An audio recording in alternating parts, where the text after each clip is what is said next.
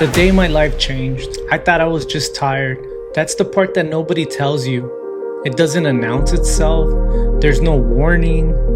One minute you're on top of the world, the next your body is shutting down and you're telling yourself just to push through it. And guys, I'm gonna cut right here. That animation doesn't really look like me. I'm actually 5'5", and I was probably pretty chubby when I was doing videos and stuff. So, but if I'm gonna make an animation about myself, I'll make them look fit, bro. And maybe a little taller.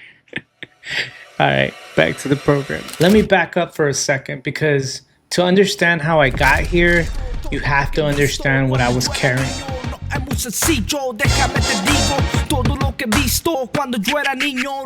For months, my life only had two speeds. I was either filming or I was editing. There was nothing in between.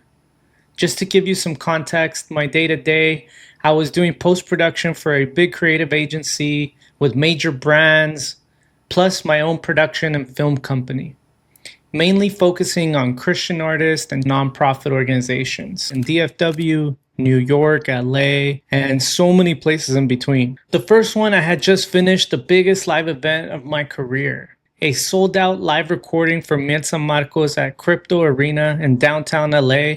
Months of prep went into it, a 30-person film crew, every single detail mapped out.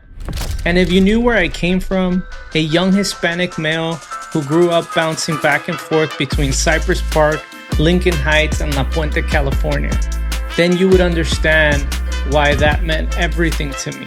A kid from East Los now directing at Crypto Arena?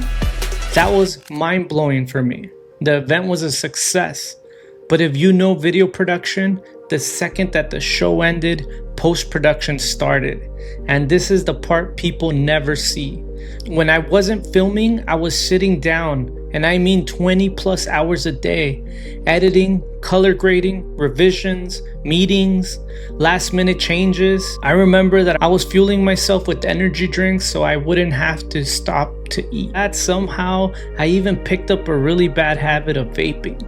And I'm not proud of it, but it was the only thing that was actually helping me manage my stress. And on top of all of that, I had just gotten over COVID. So my immune system was already way down. My body was running on empty, and every single day I was pouring more onto it. No sleep, no time to think, film one day, post-production the next, and then repeat. Another live recording, this time with Calveti, a Grammy Award-winning artist. We had rented a lift on site for rigging up and rigging down. And the night before the shoot, halfway through the build-out, the lift stops working. We tried everything. We ended up calling the emergency tech for the rental, and he was 2 hours away. The clock was ticking. We called every tractor, every lift, every large equipment rental house, and nobody had anything in stock. So we had a crew member driving all over the city trying to track down a specific battery for this lift. Backs against the wall, we finally found one, got it in, and that was it. The event went on flawlessly. And then back on repeat, it's back to post-production.